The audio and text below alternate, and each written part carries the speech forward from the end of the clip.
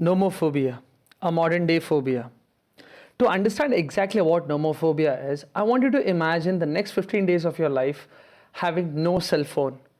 That fear, that panic you had right now of losing connectivity with people and the world itself is exactly what is called as nomophobia. It's the fear of being out of mobile phone or missed out from the connectivity of the world itself. What nomophobia tries to explore is the irritation or the sense of hopelessness, the sense of loneliness, the lack of ability or motivation and happiness and pleasure when one is missing the phone or messaging or playing games. And this is a very serious topic. And this loss of happiness is regained once again when the phone is used again. So, this is exactly where nomophobia talks about. If you go a bit further to understand what nomophobia is, here you can see a clip. Here is a clip of a kid who is using the cell phone, and once the phone is taken away from the kid, we see the baby is under intense pressure, irritation, and a loss of hopelessness. The baby is feeling too restless, and then once again, when the phone is given back, the baby is feeling happy again. It is back to its normal consciousness and then using the phone seamlessly. Now, again, the person takes away the phone from the baby, and this baby again loses the sense of happiness. It again becomes irritable, again, it's jumping all around the ground. So, this is exactly what nomophobia tries to explain the lack of happiness or hopelessness once the person is having the phone or losing a phone. As we move ahead to know more facts about this condition, classified and constructed on the definitions described in DSM-4. What is DSM-4? DSM-4 is the Diagnostic and Statistical Manual of Mental Disorders. It is seen in people with low self-esteem and high extrovert or introvert personality. According to Chambert, possibly the biggest non-drug addiction of the 21st century is nothing but nomophobia. The paradox of technology.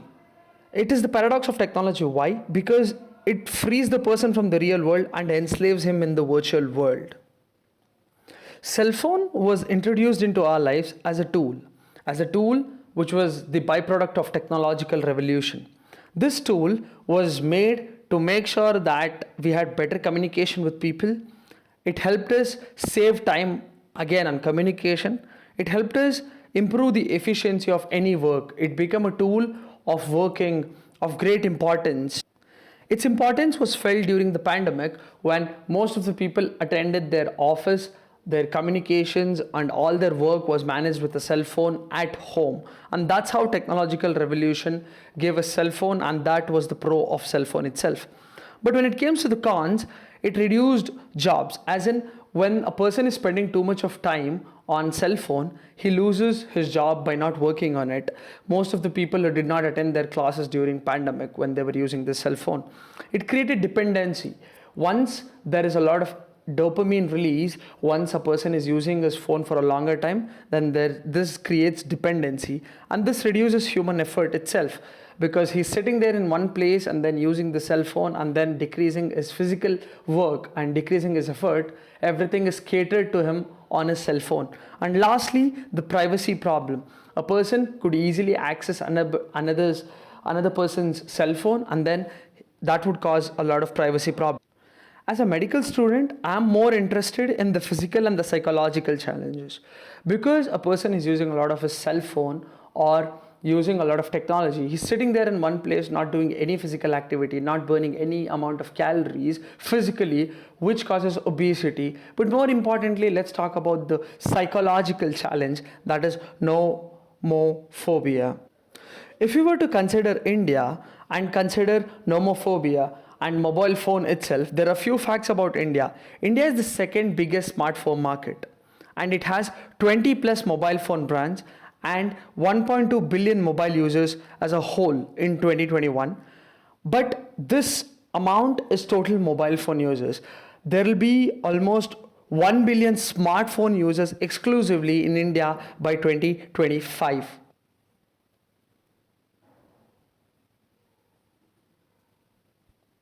This is the data. Overall in the world, there are 6.4 billion people who are using smartphone. That is pretty much almost of the population. Now, when we talk about the signs and symptoms, if you were to talk about the signs and symptoms, it is like any other normal disorder where there is anxiety, there is respiratory distress, there is trembling, there is palpitation, there is agitation, there is perspiration, there is disorientation and tachycardia. This is technically how a person feels when his sympathetic system is activated. Now, having said that, so because of all the common symptoms, we need to diagnose this condition with exclusion. And there is something called as overconnection syndrome. So once a person has a cell phone, he can easily connect to any person who's 1,000 miles away from him. And by this methodology, he can connect to thousands of people, right? So this gives too much of connection to the person. And when this amount of connection is lost from the person, all the symptoms and signs are precipitating, and that is called as the overconnection syndrome. As we go ahead, we here see a picture of a person using his cell phone extensively. And then this is one meme where we see about breaking news, a man was caught watching the real world among all those people who are using the cell phone. Now let's talk about the challenges and adverse effects of smartphone usage. It's no different from other addiction. It's a serious addiction. The withdrawal is painful. The back problems, the nerve damage, the physical damage because the person is constantly looking at the phone at the same time is always bending his head. The constant sitting or having less physical activity causes the nerve damage and the back problems. The anxiety and depression on losing the cell phone, as we saw the baby was having. The stress and disrupted sleep, overusage of the phone during the night times, or the phones emit a specific type of rays which causes sleep disturbance and lot of stress. And the person loses his attention because he does not have right sleep, and the fact that the phone creates a new type of habit where there is repeated release of dopamine which will cause loss of attention. When we are using a phone, it works on the principle of variable rewards. Once it's working on variable rewards, the person has a hit of dopamine on multiple times, because of which there is less attention span. Then we have social effects. The person, when he is connecting with so many people 1,000 miles away on his cell phone through a touch, he would not really want to have social interaction with real people who are around him. And then text claw itself, the person has this habit of always moving his fingers and his index thumb fingers like how he is texting all the time. As we continue ahead, we talk about this picture where nomophobia is being spoken of. I guess the fear of losing the phone is greatest rather than losing the battery of it and then losing the network. Well, all of them are equally important, but losing the phone is a more important or grave problem for any person. If we were to dig detailedly into the causes of nomophobia, the first thing is insecurity or the lack of self-control. The person does not have his own control, and that's why he is using the cell phone for such a long time without thinking about it. He is easily bored, and then he has this device which can give him the hit of dopamine which is around him, and then he can easily touch it. So that makes nomophobia happen very easily. Then having no other recreational hobby or outlets. If a person is not used to a routine of physical activity or classes or physical interaction, then he has no choice but using the phone itself. The negative experience upon being left out without a cell phone. The withdrawal symptoms which comes after not using the cell phone. Once the person is made sure that he doesn't have the cell phone, the person has a lot of withdrawal symptoms. Then the loss of intermittent rewards. As I told you, using of cell phone works through the principle of intermittent reward. There is release of dopamine, but that is variable. Now this loss of variable release of dopamine is another cause of nomophobia. Then we have nuclear families. The society is getting fragmented into nuclear families, which is a grave reason why the upcoming generations are getting caught into the nomophobia. Then we have virtual friends. Yes, they are a great motivation for the person to get into nomophobia. and using the cell phone itself. Here is a picture which depicts about no signal. Here it's not just about the signal of the phone, but it's about the person losing his signal or his network from the physical world. Here are the symptoms. On one side of the page, we can see a person who has got into depression, and the other person is anxious with being surrounded by so many cell phones. Okay, we have this another term called as ringxiety or phantom vibrations. So this is the constant fear of not having messages or not having notifications on the cell phone. It's the constant thrive of the person thinking continuously, why is it that I haven't received any message? Why is it that I haven't received any calls? Why is it that nobody is caring about me? Why is it that nobody is giving me any attention in the social world? If you were to talk about the damage the nomophobia does, the person becomes more anxious. It was a person who had low self-esteem, but he now has become more anxious. At the same time, there is wastage of time. The person ends up losing all his valuable time in using a cell phone. There is disturbed sleep system. Again, the disturbed health. Now, because the person loses good sleep, he loses good consciousness. At the same time, he has become very melancholic, he has got depressed. He would not care about his physical health. He would not care about his mental health, nor would he care about his social health. He would not think about his work. And more importantly, it's a big problem for the kids. As we saw in the video clip, the kid was disturbed so badly, right? So here, the kid picks up this nasty habit from the adults. It's actually the adults who are making sure that this habit penetrates into the babies. So the first way of stopping this from propagating into the future generation is by ourselves stopping it. Now, on the case of nomophobia, in WIMS, we had conducted a case study. We had done a paper presentation. We had done a case study on the medical students to see what was the condition of nomophobia in the college. So what were the objectives? To know the prevalence of nomophobia among the medical students, to understand the determinants of nomophobia among the medical students. So first, we took up the methodology. The methodology was study design. The study design was a cross-sectional descriptive study. To understand what a cross-sectional study is, so this is the procedure where data is collected at one point of time. On contrast to longitudinal study, where the data is collected repeatedly at multiple points in time. Then this was a descriptive study. A descriptive study is a study design where the research design aims to obtain info to systematically describe the phenomena or situation in the population. Well, it's very descriptive, simply put. The study setting was at WIMS Ballari. Then the study period was in July 2016 to August 2016. A month, total months of 2 months. Then the sample size of all the first year to final year MBBS students. The data collection, a pre-designed self-administered validated questionnaire with 3 sections including NMP Q-Square. What is NMP? Nomophobia question scale with 20 questions with 7 levels of agreement for each was used. Now, what was the data analysis?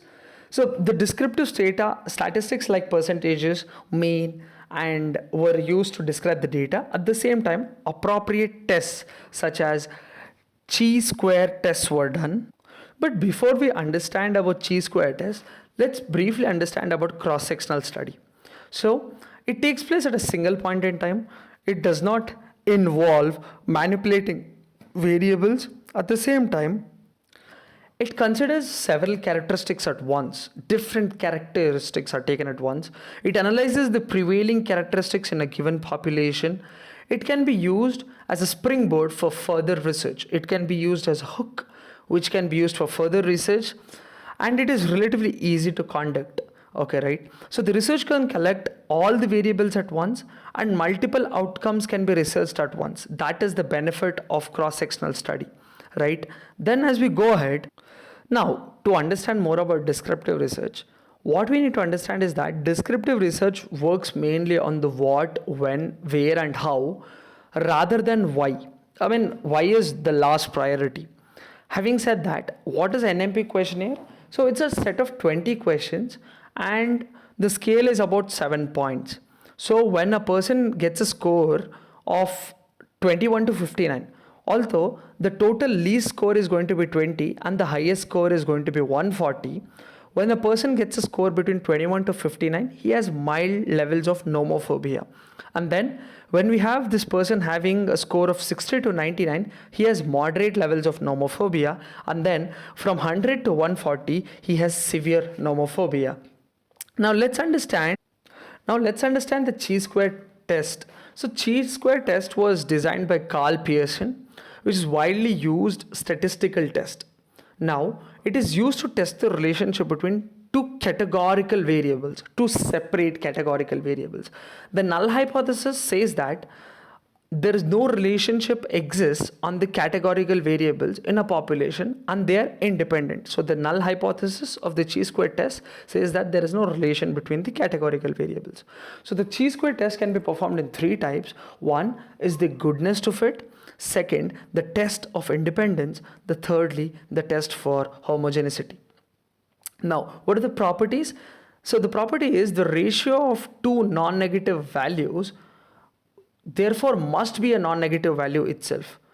So if you talk about the formula of chi-square technique or the test, it's x square or the chi-square value x square is equal to the sim or the sigma of OI minus EI whole square upon EI.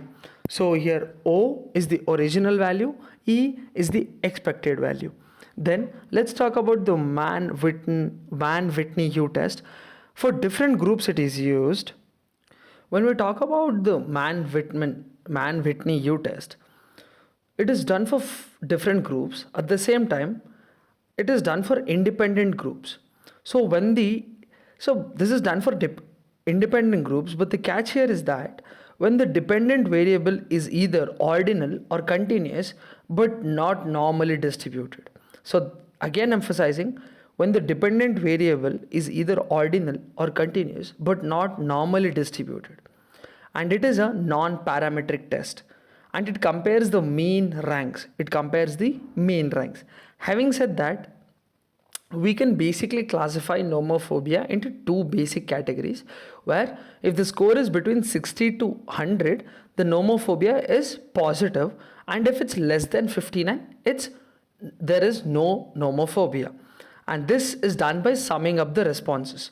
So as we go ahead, let's talk about, so our study population actually contained 419 students, which included 56.56% of males and 43.43% of females. Among them, we found that there was 62.8% who were having nomophobia and 37.2% who were free from it. One interesting fact about nomophobia is that some people have found that there is change in the structure of the brain in the prefrontal cortex, although it isn't evidently spoken about. Now, in nomophobia, we know there is decreased social interaction and increased technological interaction. Now, as we go ahead, we need to talk about the fact that the pleasure center and dopamine are extensively involved in nomophobia. So what happens is, because the pleasure center and dopamine are involved, there is no difference from other addictions, may it be alcoholic addiction or any other addiction, which is no different from the nomophobia or the mobile phone addiction. Now, as we talk about the other kind of, let's talk about the prevalence of nomophobia in our subjects. So when we had these subjects, 62.8% were found positive for nomophobia. So that was approximately around 263 out of 419 subjects were known to be positive for nomophobia.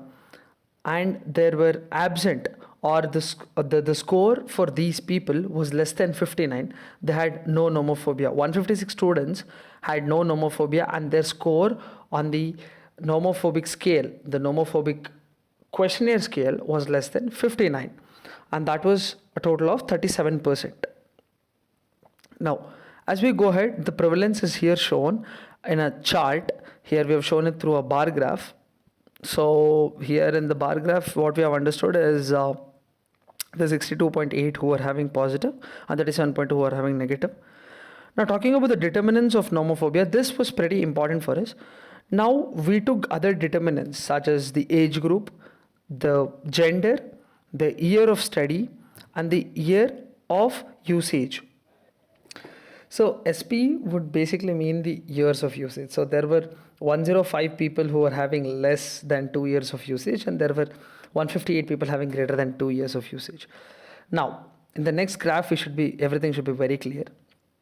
So the first things first, so the people who are having the age of 17 to 19 had a greater time of usage, technically meaning lot of nomophobia, higher degree of nomophobia. So here we have 67.7 percentage of nomophobia, which was seen in 17 to 19 years of people. And then 20 to 24 years of people had 59.8 percentage of nomophobia. So clearly, the younger age group were having greater nomophobia, and the older people had more absence of nomophobia. Then when it came to the gender, the females had lesser nomophobia than males. So it was the males clearly who were using more of the cell phone, causing a lot of nomophobia. So males had 63.3 percentage of nomophobia, and then out of females, 62.1% women had nomophobia. Then we have the year of study. So the first and the second year students had higher nomophobia, that is 63.5 percentage, and third to final year students had 61.8 percentage of nomophobia. Then lastly, the ones who were using the cell phone for a larger amount of years, that is greater than 2 years, had a greater nomophobia than the people using it for less than 2 years. Then as we go ahead, let's talk about the next determinants. So the other determinants of nomophobia are the internet access. So 235 people had access to internet, and now 360 people had access to internet, and it was present in 235 people of them and absent in 125, and 59 did not have internet access. Still 28 people had nomophobia, and it was absent in 31 people. Then the people who were using the cell phone for less than 3 hours a day were 117 people, and they were having so the 202 people had their phones with them for less than 3 hours, and out of them 117 people had nomophobia, and greater than 3 hours 217 people used their phones, and 146 of them had nomophobia. Then the number of apps were again another determinant. So greater the number of apps, greater the nomophobia. That's technically what it meant. So yeah, ultimately greater the apps, greater hours of usage, and having an internet connection always meant that there was greater nomophobia. And right, this is again plotted here in a chart. Now, what are the patterns and practices of smartphone usage? So most of the people, 84% use the phone for listening to music. Then 81% people used it to speak to family and friends. And the least it was used for, ironically, was for checking email, for scheduling meetings and events, right? And the third most important reason why people used it was for looking up for information on the internet, and then texting family and friends. Having said that, what was the time of usage of SP was most of the people used the phone when they were bored, when they were alone, and they were waiting for someone else, or they were on public transport. And the least of the times when they used it was while they were driving, and they were during in a class. But still, in between classes, they always used it. This was this was about the 81 among the whole people who used it, and almost 378 people who were bored used their phone among 419 people.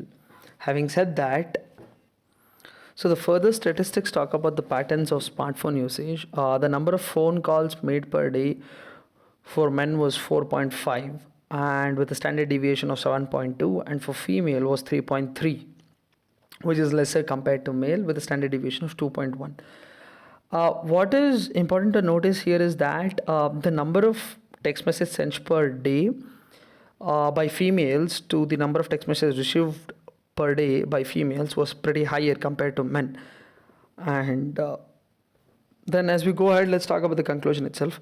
So, ultimately, the prevalence of nomophobia, 62.8%, which is pretty high among the medical students, was high when compared to other studies. The variables like availability of internet access, time spent on smartphone usage, number of apps used were the important determinants of nomophobia. Majority of them use smartphones to listen to music, to talk to family, and surf the internet, and use it more when they were alone or when they were bored while waiting for someone. So more males basically preferred phone calls as the mode of communication, whereas females used text messaging as the mode of communication through phone. Conclusion: nomophobia is an emerging threat to the mental, physical, and social health. Having said that, what are the limitations of the test? This was restricted only to medical students, and we used a self administered questionnaire which could be manipulated, and more number of variables need to be studied. Now, how do we deal with the nomophobia? Level 1 is the policy and law, the age limit. So the government can come up with a policy of limiting the age for who can have a cell phone.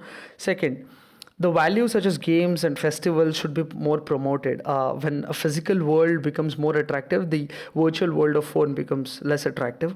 Thirdly, the education. The parents should be educated via school counselors, and school itself should restrict the use of cell phones. Level 2 and level 3 is the prevention of nomophobia, is by using settings based approach where we can identify who the people who are having nomophobia. Medical treatment with acute health problems like clonazepam, and then we have cognitive behavioral therapy. Then lastly, we have dealing with nomophobia at the level of level 4 and level 5, where mental health services such as rehab for people with different phases of anxiety and depression. These were the reference articles which were used. And signing off, thank you. I would love to listen to your feedback. Thank you.